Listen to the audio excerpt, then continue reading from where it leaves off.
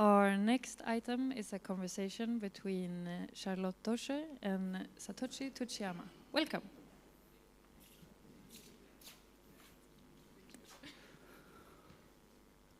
Oh, okay. May I have the pleasure to introduce you to Satoshi Tsuchiyama. Born and raised in Fukuoka, Japan, his curiosity and soft spots for movies brought him all the way to New York. There he now lives and works as a photographer and a visual artist. In 2020, he won the Landskrona Photo and Redfield Press Dummy Awards. And he's now going to present his new version of his handmade book. Welcome, Satoshi. Thank you, thank you. Hello, how are you? So let's start with the beginning, the origin of the project. Sure. This dates back to the years between 2017, 2019, when you made multiple visits to Israel and Palestine. Right. How did that come to be? What was the start of this journey? So I am based in New York City, and through days of everyday life being in New York, you see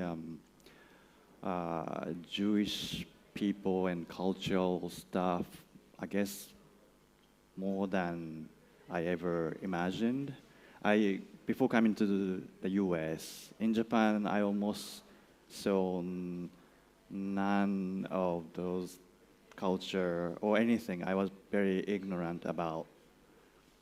Besides something I see on the news, on mass media, then sort of like I started feeling, oh, they're this type of people whose religion is just Judaism, or also they're more sort of strict Orthodox people who has this black clothes, very, very visible on the street, especially in New York. If you ever been to Brooklyn, their presence is very strong, at least for me as a foreigner.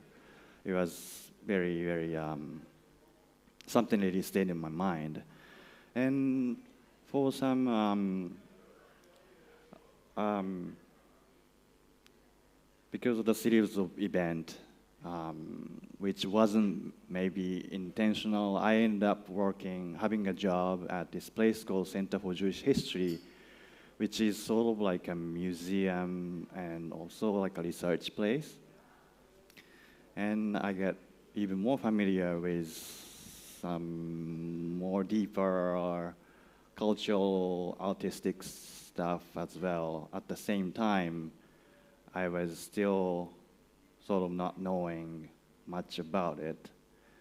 And then sort of like an accumulation of like small dots of interest, like, okay, now I think I know a little bit more about that. And like, okay, of course, Israel, and of course, there's conflict and unstable situations that everybody is very aware of. And also there's something about that Middle East, to me, is very like, oh, this desert, and it seems like very like charged with a lot of energy, because that area is also very important for not just Judaism. It's important for like three main, besides Buddhism, main religions. So culturally, historically, very strong, I can say. And I also work a lot with contemporary dancers. And one day I was told from one of the dancer friends that Israel is actually known for have one of the main important hub for contemporary dance. Maybe you can show us some pictures. So Israel and Palestine, it's an area that has often been portrayed in photojournalism and mass media as an area of conflicts, of cultural, environmental, political conflicts. And then you give us a more intimate, kind of poetic approach, which subtly evokes its present existential threats. What is it? How do you think it is important to show us that layer as well? Yes. So what I was interested as not something I saw already on the news or somewhere, because I guess for most people, when you think about Israel, it's that whole ongoing situation. But as a visual artist and not photojournalist myself, I was more interested in something that I didn't see, and I was very drawn to something more like behind the scene, or like, okay, so this main thing happening, and then, okay, what if something behind this little corner, behind this building, and what is there, something more, I don't know if I can call it neutral, but something maybe a little absurd, or a little surreal, or a little even like silly or funny, but not really in that comedy sense, something little strange enough to sort of like keep my attention longer. And hopefully by showing and sharing these images, maybe I can share that exploration as like maybe a voyeur, or maybe I don't know, some weird person walking around and taking pictures. So we see also in these difficult environments like these, you found out that rather than giving up or escaping in fear, the nature of people is to seek ways to persist and to survive. In your series, we see this portrayed by movements of the human body responding to the movements of its surroundings, its objects, its architecture, its landscape. Could you maybe tell us something more about that dance between the moving body, the surviving body, and its harsh environments? Sure. I like, for example, in this juxtaposition, because having those two together side by side, they're totally different things, but visually you can start seeing some similarities, and by making that situation or people or things, photographing them, and now it's became two-dimensional image. And this might sound a little abstract, but in a way I am dissecting these atoms of person or dancer or these things I saw, and then kind of reconfigure in a way that it's so everything is flat and neutral and they're kind of equal, so that now it's more about lines itself or forms, and they can speak to each other. Maybe one seems to look more emotionally charged, or maybe you feel in a different way. I think it really works really well with the juxtapositions. Both the human body and the objects, they really come alive. And also the other way around, the objects come around alive. You see the responding forms, the lines. Maybe it's also from your backgrounds, because you're very interested in movies, in filmmaking, montage. Yeah. It's becoming kind of a sequence of these still images. Yeah, so I wanted to become more of a film person. I was interested in filmmaking before I decided to dedicate myself in photography. So even now I have this mindset of not moving image, like sequencing and making sort of like a loose narrative by having this image first, and then second, and having third one. And actually, this series started to make more sense when I made a book, because by choosing what photos goes where, I was able to make sort of like almost a film, but very, very loose, and it's even more free than a movie, because, of course, with a book, you can start from the beginning, and you can start from the back, or like you just start anywhere you like. Oh, this is not. But yeah, you have this freedom. Yeah, it's less manipulative than. Yeah, yeah. So I like that as well. So the presence of the sand and its heat, it fuses everything together. It's kind of the concept of your project. Yeah. Including borders.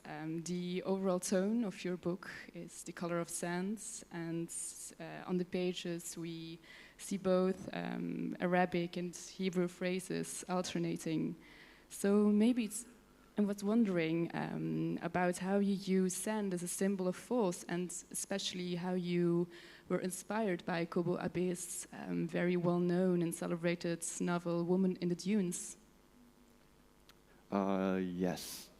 So I don't know how many of you guys know this Japanese author, Kobo Abe. He's one of my favorite authors. And I read his book, The Woman in the Dunes, long time ago. And it stayed in my head. And when I was traveling in Israel, taking picture, walking in the desert, I felt maybe after that, when I was there, I didn't really think about it. But then I came back, started editing these photos and going through them and trying to sort of find the words and trying to sort of like make things more logical in my head and what was the thing that I was trying to do. Or maybe back then it was more like subconscious, unconscious level, and trying to explore, trying to find my own voice. And yeah, exactly when I was really thinking about the title of the series and sequencing, putting things together, I just remembered like, oh yeah, it's there's that book, and I read it again. And some of the quotes really made sense, exactly how it's describing in the book about the sand and that sort of scientific or like kind of philosophical view about the desert and situation in the sand, and how the main character is struggling against the situation, which sometimes, somehow, I felt the same way. Also, the things I was seeing in Israel, I felt sort of like similarity. Not direct, of course, but there's something there. So actually, the performance, I don't know how many of you saw a performance last night, that sound.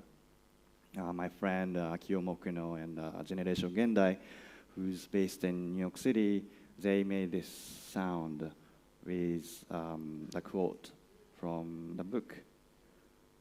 They were in Japanese, but yeah, I think I did put a caption, I think, in the video. So I think it probably made some sense for people here. Yeah, and inside the book, I wanted to have some quotes, and both in the languages that are spoken in the place I was there, in Arabic and Hebrew. I wanted to have both. And in new version, I kept my own. So I wanted to keep it sort of like as international as possible. That's another reason I wanted to have sort of foreign letters to me. Then nowadays it's of course very easy to, if you want to know what it means, you can use your phone and just translate, which is great, I guess, but maybe it's a little sad that technology is that good. Maybe we're getting a little spoiled. I don't know, but that's a different topic. Yeah, so it's very funny that all these little things from your past life, from when you were young, they all come together. This movie, the filmmaking, the literature, because it came out in your heads suddenly, as you said. And then also there are so many aspects coming together in your projects. You also work with a lot of other artists. You still work. Dancers, musicians, friends. Maybe it's interesting to talk a little bit about that. Yes. I really believe in photography as a tool of communication and expressing myself as well. But at the same time, it's, again, two-dimensional flat image. And I always felt like, maybe this is not good enough. Maybe this is not, I want something a little bit more. Or maybe also I tend to get bored quick with things. And like, in a way, I'm trying to entertain myself by, oh, maybe I can have this, in order to sort of express or for better communication, maybe this makes sense with sound. Maybe this makes more sense with this. And kind of, well, sense of teamwork is great too, but yeah, especially working with a dancer to me was very, very important because. Yeah, you can maybe show. We have a video, right? No, we don't have a video for dance. No. But yeah, we have photos. Oh, these are some stills from your performance in. Yeah, Japan. these are the photos from the exhibition in Tokyo and opening day performance just like 2 days ago here. So yeah, I was saying dancer relationship with me and dancer is before when I started photographing, I wasn't really interested in taking picture of people. And then I met dancers, and through seeing their performance and energy, I was more seeing them like a sculpture rather than a human. And I was able to, and that was kind of a starting point. And then now I work more sort of, not just me and the model, but more interactive way. And something about the movements and their presence is sort of like breaking that two-dimensional kind of stillness of photography and then kind of like revitalizing that moment. And then again, of course, you can take a picture of that performance and then print it out and then have another performance on top. Well, sorry, that was a little You told me that you were first a bit, you found it difficult to photograph portraits because they were like too boring for you. It was still images. And by doing this, you learned how to photograph the human body and to photograph persons as well. Yeah, I guess it wasn't so much about I was bored taking picture of people. I just couldn't find my own relationship as a visual artist with me, this one human, and facing another human, and just taking picture. Now I'm a sort of different person after working with a dancer. But before I have this sort of like barrier myself that there's something missing. I had to have some sort of like motivation or some kind of, factor. I don't know if that's the right word, but if that makes sense. Yeah. So this year's version, Heat of Sand, it evolved out of your handmade version that you made 2 years ago. Can you maybe tell us something about how it evolved and how it was also working on it during the pandemic? Oh yeah, that was a very interesting topic because back in 2020, and okay, pandemic started, and then I was notified that I received this award, and I was very happy. But obviously we couldn't do anything. Nobody could, but it helped me sort of psychologically and artistically to survive through not being able to do anything because Heat of Sand was it involved traveling and the sense of being a nomadic, and also very, especially because having dancers, this sense of bodily experience and some physicality, this kind of sense of touch almost because of, like, for example, a book. I really care about the tactile feeling beyond just the clean paper. And all these are the exactly things that we couldn't do in pandemic because, okay, no touching, no nothing. Yeah. Then you have to stay home. Traveling, no way, right? So I was quite depressed. That's like, I guess, many other artists or people who actually wanted to go somewhere and do something. So yeah, having this award, and then we started talking with Jenny over here and Eric, graphic designer. We started talking online, and yeah, we spent extra time and care, and then finally we made this look. Yeah, you look. had this nice quote, right? Like aging wine or like a nice tech, every nice things need this extra time, something like that. Yeah. It was we really nurtured great friendship, I believe, and it was nice, yeah. And then finally I'm here, and yeah, feel good. So maybe a last question. Are there any further plans with... Do you want to briefly touch upon the T-shirt? Yeah, sure. You also made a T-shirt. Yes. Also a collaboration with some artists in Israel, in Tel Aviv. Yeah, so there's always that idea of like, oh, making a merchandise. That's cool, I like it. Then I end up usually buying some other people's like T-shirts and some cool stuff. But at the same time, like, okay, am I making this? Like, maybe it's a little cheesy or something. But for me, this was a project, the collaboration project. Somebody, these local, sort of like a skater guys make like makeshift sort of like T-shirts and sweatshirts. Like they have their own shop called Slash Addiction.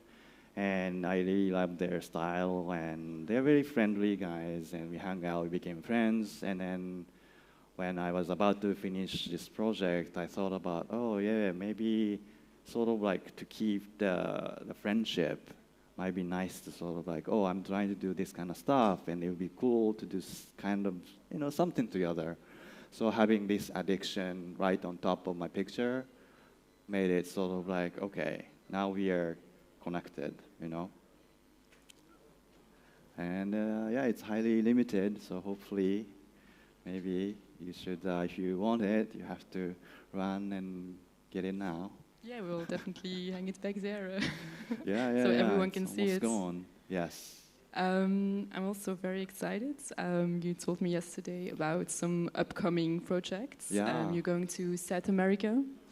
Yeah. I've been up until right before pandemic, like after I felt like I'm done with this Heat of Sand project, I started going to Venezuela and started meeting people, culture, and how sort of almost the polar opposite of how me as a Japanese person, born and raised, how things work in Venezuela, how people behave, and it's just so like, here's a chaos, and here's the order, and Japan and Venezuela, which I thought very, very fascinating, because it's not a question of good and bad or anything. I was very thrilled to feel that sort of chaos but energy. And people there seems to look, at least to my eyes, the ones I met, they seem happy and they have very, very strong energy and very friendly too. And using this sort of like polar opposite style of like way of beings, I wanted to sort of like bring that to my work. And next, and I'm sure I'm gonna make another handmade book, but the style is gonna be so different because to me this was very sort of like a poetic, quiet, and something a little bit zen about it almost, in a strange way, maybe. But this Venezuela, the new project, is gonna be very like messy, chaotic, but more vibrant colors and fun, but still a bit weird because maybe that's how I like it. So yeah, hopefully I can start now that it became so easy to travel back again. So yeah, I'm thinking this December to go back and take photos and make friends and yeah, maybe more dancer, maybe new, I don't know, something new, maybe, yeah. I'm very curious about that. Thank you. I want to thank you for your beautiful words and the insights you gave us about your book. Also, thank you for the audience for listening and for being here. Thank you very much. Thank you, Charlotte.